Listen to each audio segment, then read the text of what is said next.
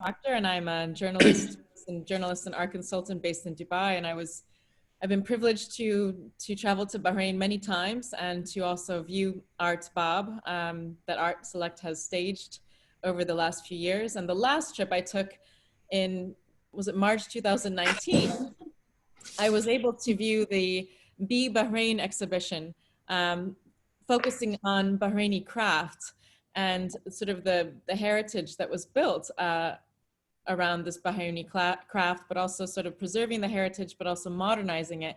And I have to say, as I explained to you guys in our chat the other day, it was really mind blowing to see the beauty of these objects, the historical beauty, but also how they oscillated between the past and the present. And that's what we want to speak about today. The title of this webinar is called "The Future of Bahrain's Artisanal Traditions." The future ultimately is, how do the past and the present and the future intertwine and marry to find a way to go forward without forgetting our roots, forgetting our heritage, forgetting where we're from, but also finding ways to innovate. We are in a period of innovation after the last few months that we've all, sort of had to succumb to. And so that's what today's theme will be dedicated to. And I'm really thrilled to finally have in front of me, I'll bet, digitally, the two Bahraini artisans who were featured in the exhibition, Wahab Taki and Gada Al-Kuzei, who runs Gada Art Gallery, and alongside the revered Indian fashion designer, I'm sure many of you know of his absolutely stunning designs, JJ Valaya. And so JJ worked with the Bahraini artisans, with Wahab and with Gada, over a great length of time to produce these, the beautiful objects that we saw during the Be Bahrain exhibition. And so I think to first start, I'm gonna ask JJ to explain a little bit about what was Be Bahrain, and sort of how did he work with the designers on creating these really heritage objects that talked about, sort of referred to Bahrain's past, but also to sort of where Bahrain's artisan traditions are moving in the present, in the future. Thanks, Rebecca. And I mean, actually, you just mentioned March 2019, and strangely, I didn't think it was that far back. It almost feels like it happened yesterday. So I think time kind of stood still, and we just lost track totally. An idea always begins with the seed, and I think with Art Select, and especially Kanika, who actually conceived the whole sort of idea and then put it together in a very, very sort of effective way it's always the first step.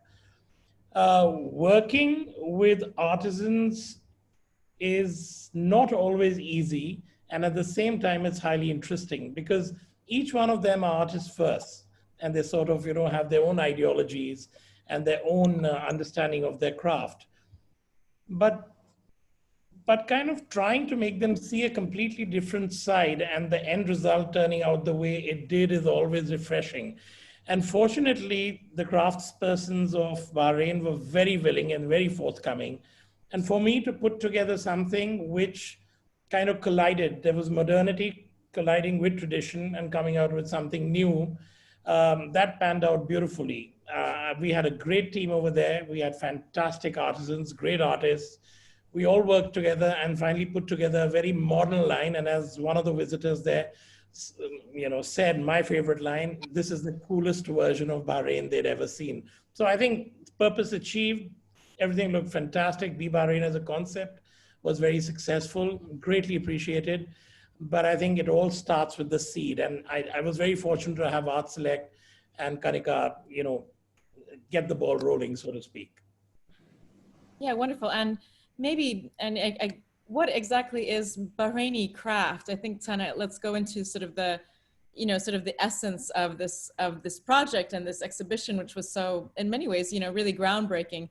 What are the particular, and I'll pass this to Gada and Wahab. Wahad, what are some of the, Wahab, yeah, sorry. Okay. I'm sorry. What are some of the, specific characteristics that are associated with Bahraini design and craft? And maybe you can say examples from your own work, your own background, it could be sort of an object that, you know, it could be a plate, it could be, yeah, it could be a table, it could be a chair, but what are the specific, or even materials, what are the specific materials that are used to sort of enhance the idea of a Bahraini craft artisanal object? We will give it to Madame Ghada. Go ahead. Okay. Me first? Yeah, sure. Okay. Ladies first, go ahead. Yeah. Yeah, first of all, I was proud to be part of that team, the team that participates in Be Bahrain and represent my beloved Bahrain, and proud to recognize my work in such a level. And I don't know, you want object, a certain object of traditional Bahraini? Or no, maybe explain one of the objects in the exhibition, and what are you know, what are some of the techniques that you use that is specifically? Yeah, I made the ceramic plates with Arabic calligraphy. They were hung on the wall, represent the traditional Bahraini room in a modern way. I used the clay, which is fire bisque and 950 degrees centigrade. Then I colored it with the special glaze, choosing the color with Mr. Valaya. And I put it again in the kiln and degree 1040 degrees centigrade. And then the difficult part of this project is the drying part, the drying of the clay. Waiting until it dry without warping, without bending, is that the difficult part of all this project. But the same, it was a nice experience when you open the kiln and see the result, the colors, and does it survive, or did I put the good amount of glaze? This is all good experience for me, and I think it was a nice experience. Okay, great. And Wahab, maybe you can tell us Yeah, a little about the objects you included. I was privileged to work with Mr. Valaya. He's a very, very, very fine designer, and I clicked with him like this immediately because you know, it was like soul joining together at the same time. We come somehow from the similar background in our traditional heritage, because we are from Bahrain, an island which was really in the very far past, a place for trade between Asia, Africa, Middle East, Arabian Peninsula. So all of this very fine traditions and heritage was dropping in this island, you know, with the traders and fishermen, and with lots of things. So our designs in Bahrain, our traditional designs, is actually a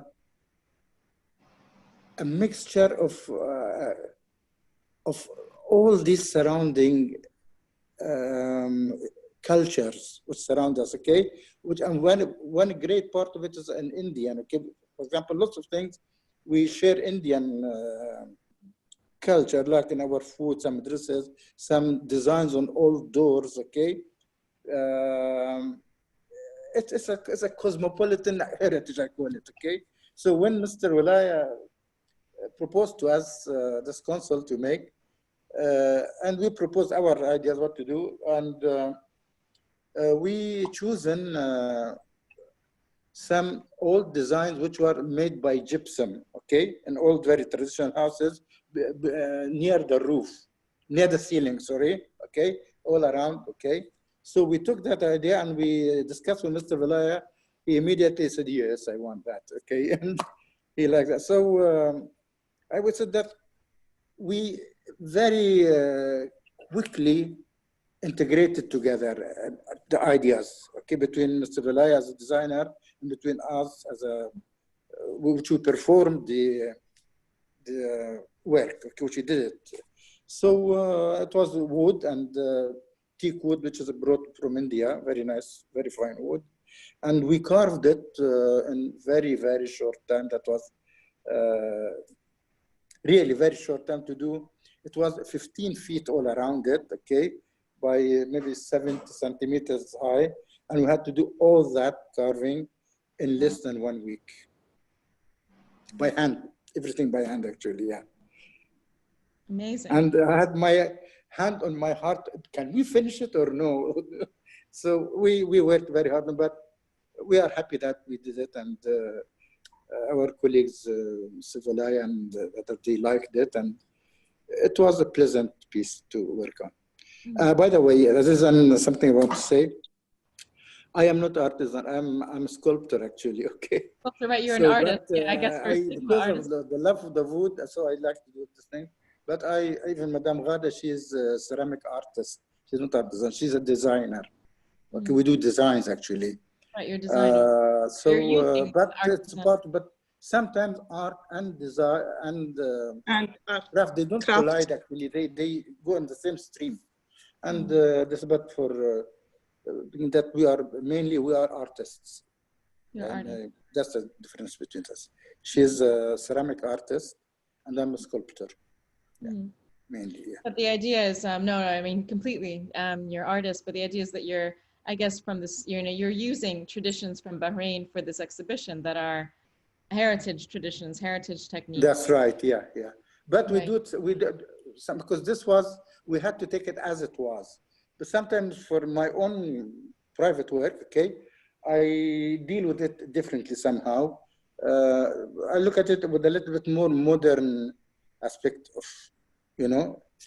for example, later I can send you some pictures, which was not in my Instagram. You can see how we handled the same way of our heritage, our traditions, in much more modern way. We modernized it, okay, and you will see the difference, yeah. But here we tried to be a bit, to stick to the real tradition as it was, because it is great. It was beautiful, yeah. We have beautiful heritage. Yes. Oh, it was. I remember very, very well. Yeah. And so JJ, JJ, you're kind of in this whole experience, which happened a year ago, and then I want to go back. I want to kind of come to the present also and know what you guys are working on now. But I see you as sort of, you're the kind of the director, the curator, the glue between, what's the sort of Bahrain heritage, the art, the craft, the fashion. How did you go between Ghada and Wahab to kind of create this incredible sort of, in some ways I found it quite a theatrical exhibition with these different objects and textiles. And so how did you sort of advise them on maintaining the heritage, the beauty of their artwork, but also innovating? For example, you told me the last time that you encourage them to use new techniques, for example, like plates with glaze when they didn't usually use glaze in traditional Bahrain crafts. So what are some of the ways that you help them? It's better for see. We are part of Bahrain Craft Development Center, okay? Madame Ghada, me, and some other artists also. We have there around 6 artists, okay? And we have some artisans, okay? And we get together every day almost, okay? And we collaborate, coordinate our work together. Like, for example, I have a glass artist there, okay, which is that's the glass art. We combine it with wood and stuff like that. We have metal, Noura, she was participating actually in Paris Biennale. She does metal work, okay? And we coordinate our work together. We put things together with Madame Ghada and other. So we come out with ideas that were never approached before. Every artist was working for himself on his material, but now we are combining our different materials and different ideas together, which is, we find it very, very successful. Yeah. And JJ, how are you sort of going back to that question? That, I mean, that's wonderful. You combining the two.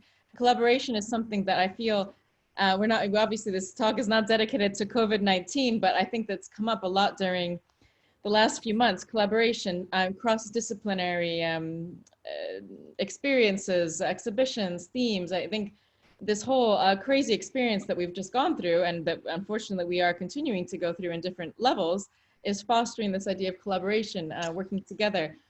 But this exhibition itself already did that 1 year ago. And so JJ, you know, you are principal and kind of, you know, be acting as the glue between sort of kind of Indian influences, modern influences, contemporary, and then the Bahrain tradition. How did you do that? Well, of course, I had a great team there. I mean, I couldn't have asked for a better lot of people to actually piece this together. But second, Bahrain, though, is a tiny little small island. It has these hidden corners with a lot of talented people just sitting there.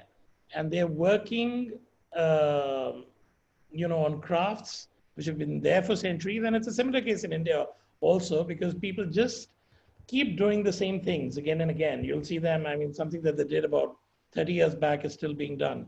The whole idea was to jolt the whole movement of craftsmanship out of its sort of present slumber and put it into a modern avatar.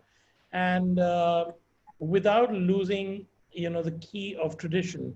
So we met a lot of artisans and a lot of artists. Gada and the team you see here are really probably 10th of the number of people we worked with. There were a whole lot of other techniques we utilized, a whole lot of experimentation that happened. A lot of experimentation didn't work out, a lot of it did. So it was a coming together of number of influences. And then I had to visualize the space holistically. So we're talking about wall installation. For example, the plates that she did, we included them as part of a giant wall installation with a really intricately carved door offsetting the plates. The plates further carried a poem which was very relevant to Bahrain. So there were there's layers and layers which go beneath the obvious. The obvious one sees is beautiful green glazed plates, a lovely carved door, and you see something magnanimous, and it's, looks really path-breaking. But there's a lot of depth which goes into the creation of each and every piece. Even, actually, there's so many singular items, and if there were visuals, I could actually talk about them. But let's just say that trying to get a small group of people who really believed in their craft, but making them do something new and fresh was exciting, not only for me, but for them as well. And I think that is the core aim of actually doing things like this, which is pushing artisans, exciting them, and then getting the youth also interested. Because a lot of the young Bahrainis who actually came to see the room and other parts of the Middle East, a lot of young people came, they actually got interested that craft can be, so hip and so chic. And then why can't they explore that further? So I think all in all, if you put all these factors together, we kind of managed to achieve what we set out to do. Yeah, you really did. And I think it's left people with a really strong sort of visual heritage. A visual memory. At least it did for me. It was my favorite part of, really one of the favorite parts of the exhibition. And tell us a little bit about yourself too. I followed you. I follow you on Instagram, and I love your designs. And you also, I think and that's interesting to hear about you and your own work, are very sort of, heritage focused on sort of the Indian fashion scene, but it's still very modern and contemporary. Well, I've always been a staunch supporter of craft, and handcraft today is probably one of the most precious things we actually all have. And it needs to be appreciated, it needs to be taken to the next level. And that's pretty much what I think will happen post-pandemic anyways, because everything is slowing down and people are going to be more appreciative.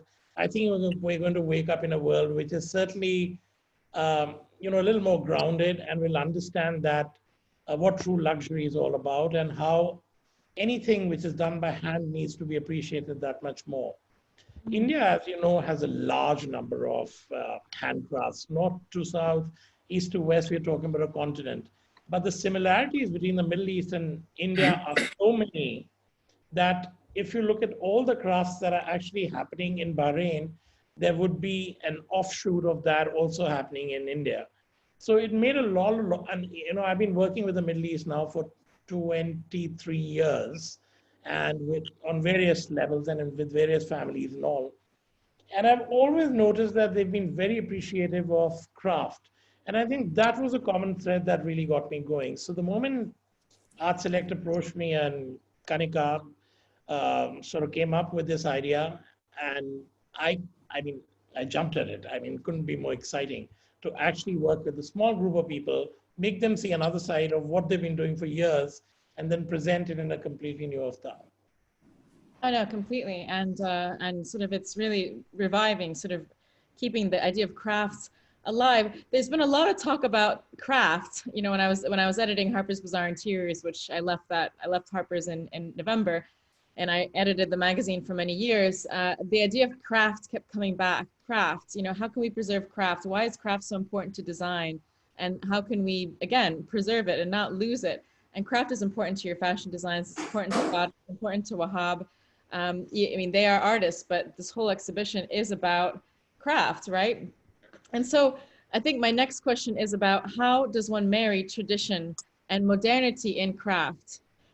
Is it easy or is it hard from a sort of an aesthetic or like, you know, intellectual level? So I revel in contradictions. And I think the most interesting thing that can happen to you in design is contradiction.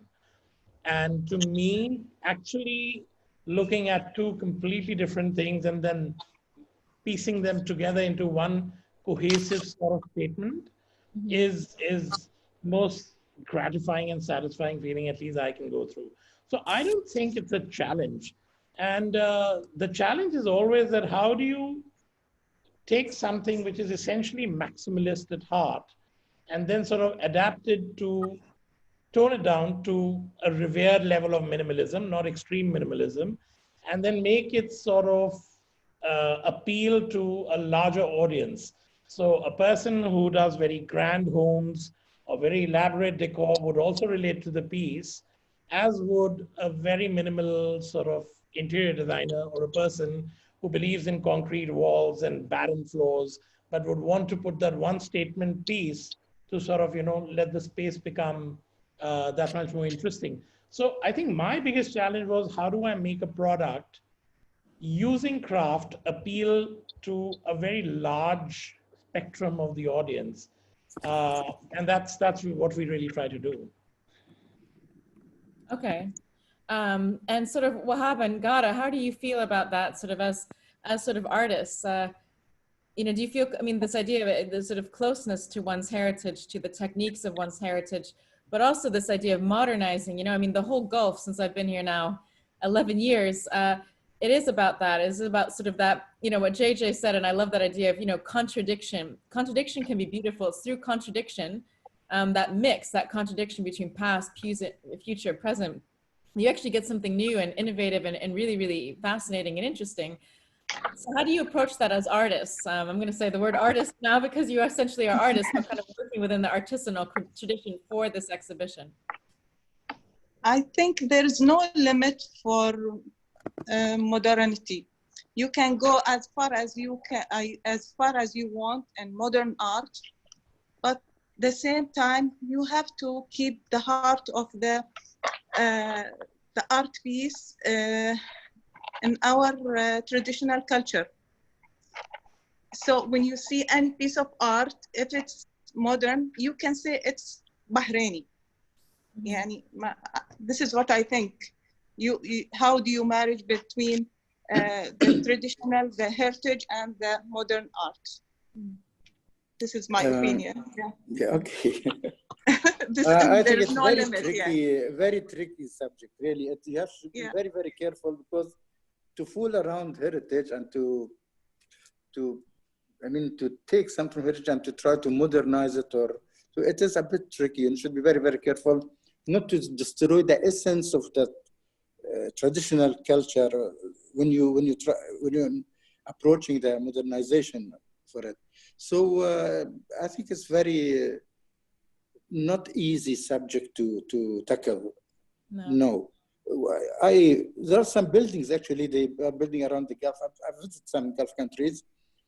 It is a very, very modern building design. Okay, they took part of very traditional designs of old houses and integrated it with that building, but in a very ugly manner. So they really didn't know how to handle it. I'm sure that they spent millions on it, but it wasn't very successful. So I think it's very tricky matter, not to be careful with it, because heritage is heritage. Art is art.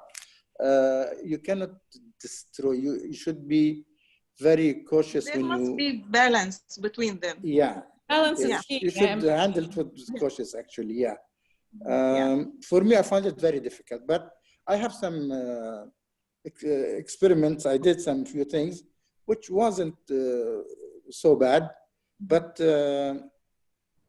when I tackle traditional heritage or designs, whatever, I am very careful, actually. I don't jump into it. I take time and not to harm it, you know what I mean? Not to harm the subject itself. This is my approach to it. Oh, it's very delicate, and you're very right. And this is the sort of the tension, the contradiction that JJ is talking about. And, I studied art history, so sort of looking at things from an art historical level, and after every movement, and we're obviously in the middle of a movement. When you're in the middle of a movement, it's difficult to know what the movement is. And now we've just had this sort of big rupture, this shift, and moving into another plane now. But if you look back in time, the Renaissance, moving to mannerism, moving to the Baroque, moving to the sort of enlightened neoclassicism, there is always a shift. It always sort of takes remnants from the previous tradition. I mean, the Renaissance, you go all the way back to the Roman period. You're taking parts of the past, but you're modernizing them. And I believe that we must be in this shift at the present. We're in some sort of, I love mannerism because I love these moments of tension and contradiction. And I see it, and you can see physically, within sort of art and design right now, this shift. But as you were saying, Wahab, it's a very, one has to be very careful, because the heritage, these traits, the techniques are so important to a culture. It's how we identify a culture. It's how we recognize that it's Bahrain, not Oman, that it's Kuwait, not UAE, that UAE is not Saudi. A lot of people think the Gulf is all the same, but when you live in the Gulf and you travel to these different places, you realize that each country has its own There are differences, traits. Yeah. I am not against it, actually. I'm so much pro modernizing, okay? But have to take it with really very carefully and very delicately, not to harm the person. That's what I'm saying. But there's it's important. Lots of people, they say, okay, we are, and they have very wrong phrase. They say, we want to develop the heritage. You don't develop it, otherwise it's not heritage anymore, okay? You benefit out of its beauty, okay? You add it to if you want to do it in a modernized way. But when they say we want to develop our culture and heritage, that's very wrong, actually. Very, very wrong, yeah. Otherwise, that will not be culture or heritage, nothing. So the word, because you'll be changing the soul of it. If you say, I will develop it, you don't develop it. You benefit. In terms of cultural policy, develop, well, it is a bit of a belittling concept. JJ, what are your thoughts? Coming from sort of India, and India's had such this wonderful communication with the Gulf, heritage, shared history, shared heritage. What are your thoughts on this? Because I know that you do this in your design. India also is so proud of its artistic language and craft and art, design, and everything. But it's still modernizing. It's still moving forward. See, this is a classic age-old debate.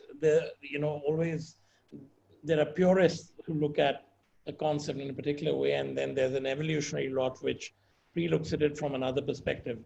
I think what Wahab is saying is very true, and you cannot ever disrespect heritage or culture or craft for that matter. But at the same time, it's important to keep it relevant to present generations. Otherwise, we're going to lose it anyways. So if we don't evolve, we don't kind of gently step it up so that it, resonates with the DNA of the current generation, you're going to lose it anyways. And I think that to me is the most important part of being present. What is relevant now? And how do we keep something alive so that it resonates today? Mm. Today is what is important, and how we take it out from the past is equally important. So speak to the younger kids today, they would relate to the Gucci's and the Armani's or this thing, but perhaps not so much to a Middle Eastern brand, or perhaps not so much to somebody who's doing really beautiful artisanal work, but they'd rather go and buy something which the West has, perfected, machine made, large, and with no disrespect to the West, of course. But if the same DNA could be created over here without you losing the soul of the country you're in, it would resonate much more with today's generation. And to my mind, that is the most important role that as artisans and designers and creative people, we need to play that role of making everything relevant to today. So how we evolve from the past and how we make it relevant gently, abruptly, is, individual kind of people handle it in their own way. But yes, culture, very important. But do we want to lose it and let it remain there? No, it needs to be relevant today so it can go forward as well. At least that's what I attempt to do. No, I think that's so important. I think it's so, as you said, it's tricky to kind of dissect this idea and articulate it properly, because there's no science behind preserving culture, to be honest. We're all into sort of preserving culture, cultural policy today, museums. The word development is a scary word. I agree with Wahab, because develop presumes that the culture in question is not at a certain advanced state, which is wrong, which is not actually accurate. A lot of these, from I've been focused on sort of MENA region, bit of South Asia and Africa. And there is this sort of assumption that, we're sort of developing. People now have to be really careful of these terms given the recent events that are sort of, shifting things once again in a good way. Maybe we need to kind of address these issues, which we won't obviously touch into the politics at the moment. But as you're saying, JJ, it's really, as you said, there's a sort of a soul connection, isn't there? Yes, and also it's soul important. Recognition.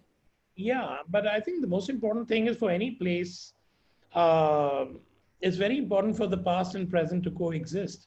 There's a reason why Europe is so much more interesting than newer cities which have developed over the past, few decades, because there's history there. You walk into a street, there'll be something which has been there for centuries, right next to something which was constructed a year back.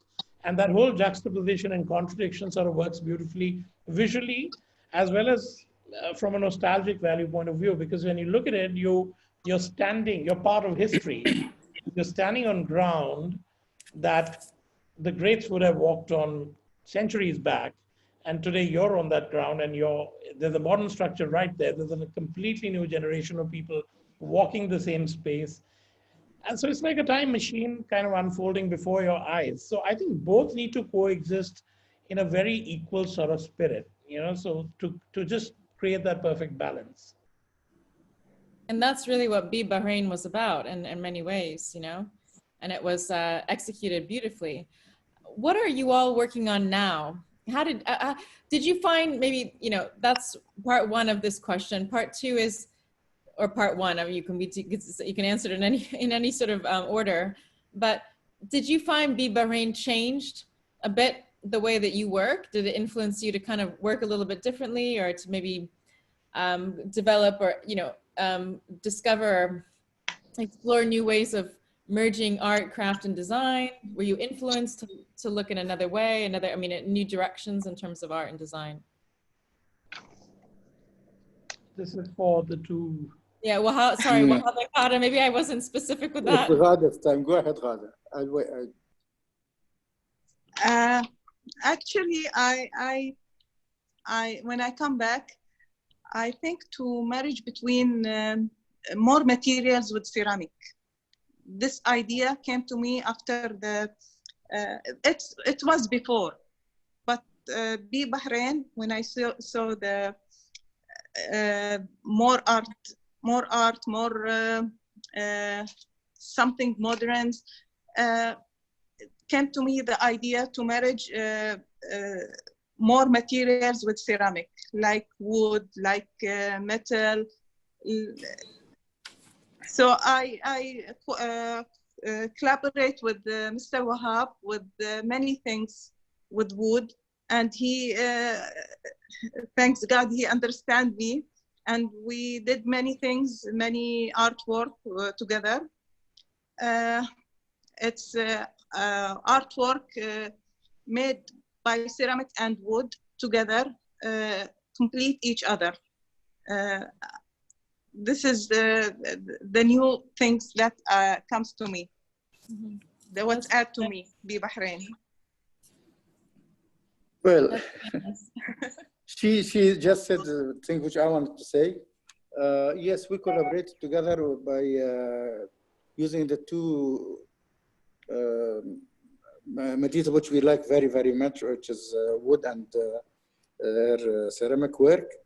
And yes, we combined like 5 or 6 pieces together, okay? And the result was very, very good because I think that any natural material existing, they complement each other. You know, they're not for example, I never ever like to use aluminum or plastic or all these things in my work. No way. But I don't mind collaborating with metal, iron, for example, bronze, brass, bronze, clay, because it's all natural material, you know. They just blend naturally and so easily together, and they just complement each other. And yeah, this is my aim as well. I am working on a few things like that. I'm collaborating now recently with Madame Ghad, and we have Noura. She is a metal artist. She's so we are putting work together. And also the idea very much came actually from Be Bahrain. We're influenced by that you can combine your effort together, guys, okay? Instead of course you can do, you will be doing your personal things, but all these artists in one place, getting together every day, it must be some collaboration together, and we did it, and it was very successful actually. And yeah, this also, besides we are doing our own private work, I am back to my sculpting. I missed it, been quite a while, didn't do it, okay? And again, because of this COVID-19, also we are more times in our workshops. Yeah. It's enhancing creativity in some ways. Yeah, we do work more. Like that, but you know, having all the time alone, you know, I mean, I know I grew up in a family of artists, so you know, time alone to think and experiment and innovate. Yeah, actually, by the way, in this period, which is this happened, we produce so many more artworks than any other time. Yeah. We did. I think Madame yeah, and we're lucky we have our studios. We have the time to stay in our studios. We have to focus more. We have. Yeah, that's true. Rebecca, there's one word that Wahab touched on. I think it's very important, which is collaboration. And I think that's going to be one of the key words forward. In my own capacity, I do a lot of collaborations in India. But if I were to ever, you know, look at doing something furthering the excitement with Bahrain, it would be a great idea to actually get artisans to collaborate now and create joint products. That's true. Yeah. And then kind of modernize the whole sort of thing. So till now, you know, what we've done till now is singular artisans or a singular craft, and then kind of working with it, developing it into something modern. But when you could take two contradictory crafts and two artisans who typically people don't imagine kind of working together, and then boom, put them together under surveillance and direction, something magical could come out. And I think that's a key word today, because collaboration, I feel very strongly, is the way forward anyway. You know, it's going to be a huge thing in the days to come.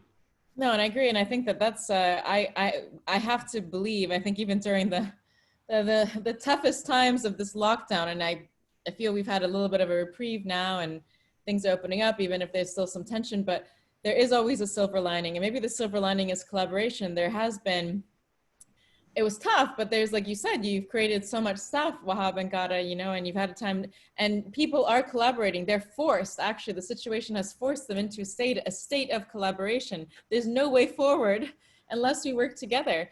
And that will ultimately result in new sort of, you know, art tendencies, movements, whatever. We can't sort of identify any movements at the moment, but, you know, sort of it goes into a whole new, a whole new train of thought, I think, which is really fascinating. So how are you, you know, you had this amazing experience a year ago, just over a year ago.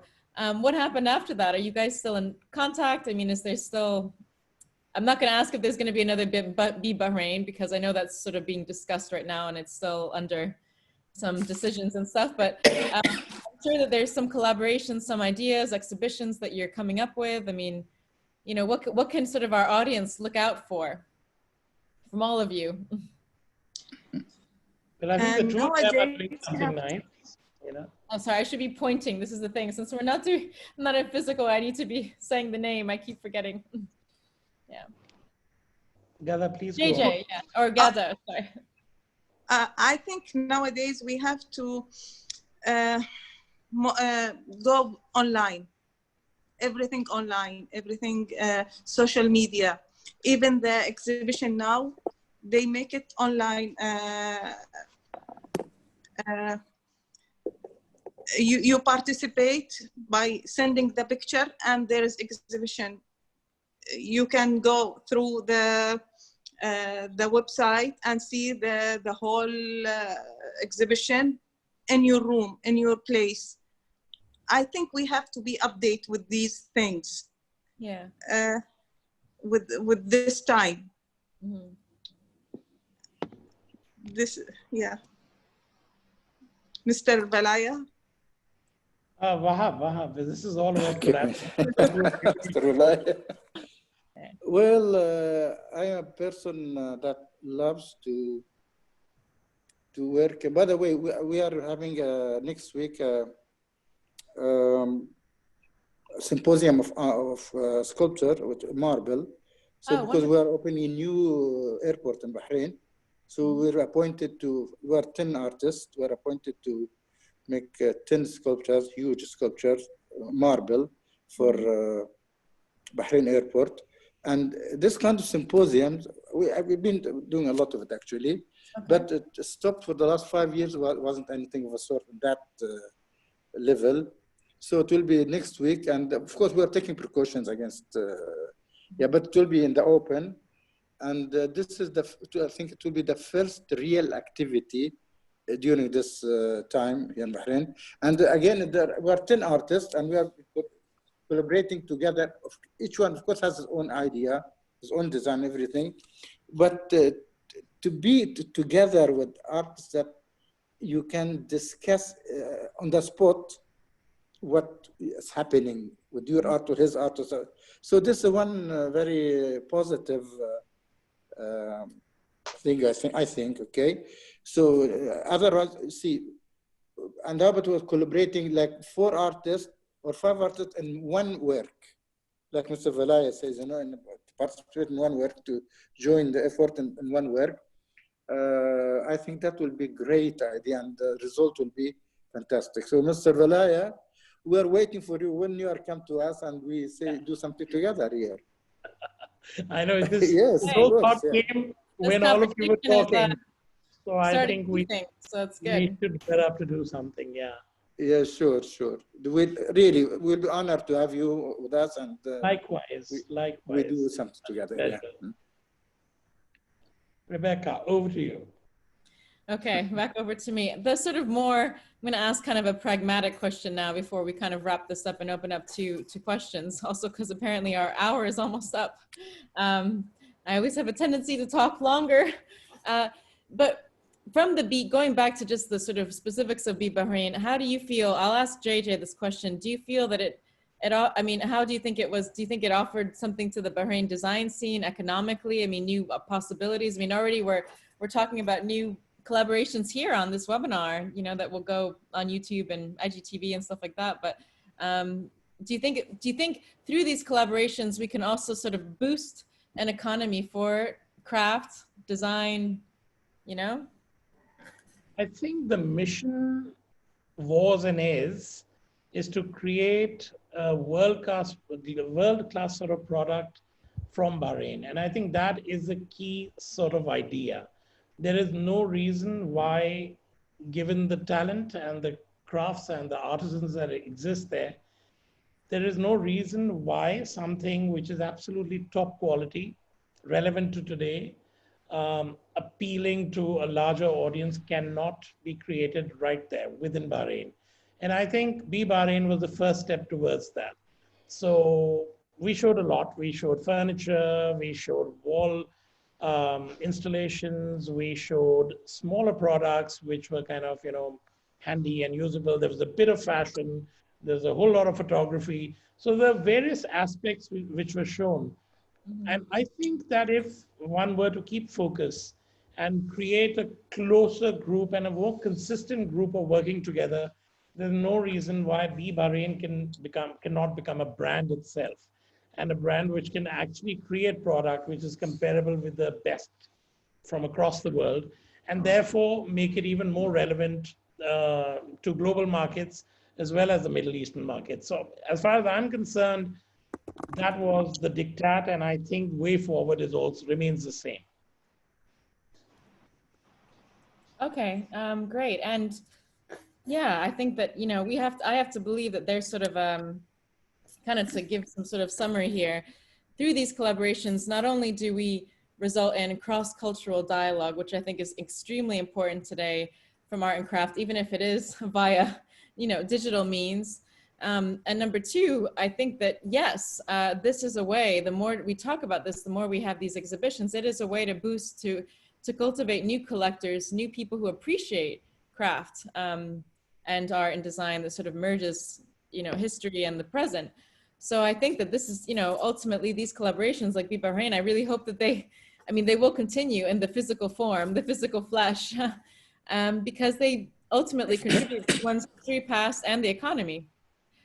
The economy for this, because it's, it's important to, there's a great quote by, is it Cicero? It's about sort of one is always a child unless they remember their past, for one's own identity, and that means a nation or an individual, it's extremely important to remember one's own past and where they come from. And Yeah, we've already talked about that. That's true. And also it's very important to keep the young interested. I mean, there was an instance at the exhibition where I'm sorry, I don't know the name of the gentleman, but clearly he was somebody a little higher up in the whole this thing, where he was personally very keen. He looked at the exhibition and he said, we should now have like master classes to actually get the young to see what is possible using Bahraini craft. And an exhibition could see, say, I don't know how many thousand people, but that way we can reach out to, beneath the skin and actually get the young involved along with the artisans and all, to be able to create newer things and newer products. And the young think different. The mind is fertile, and therefore it would be a very interesting sort of contradiction in itself, because a sort of person who's really got experience and has spent years with a fresh, fertile mind can create some incredible results. Okay, wonderful. Yes, and I think apparently this call might end in 2 minutes. Okay, so, bye. No, so I didn't realize that I've just sort of been given a message. Yes, so I just wanted to say thank you to everyone, and as you sort of mentioned as well, JJ, it's also about, kind of going forward as individuals, as adults, but also educating the next generation. And I think that's what so is rewarding about Be Bahrain exhibition and what we've just done in this webinar. So before I get cut off abruptly and my face disappears from the screen, I just want to say thank you to everyone who's joined and everyone who is going to watch in the future on another channel. And yeah, I look very much forward to meeting everyone in person. Likewise. Thank you. Thank you. Thank you. Pleasure. Thank you very much. And see you soon in Bahrain. Bye-bye. Bye, guys. Bye. Bye-bye. Bye-bye. Bye.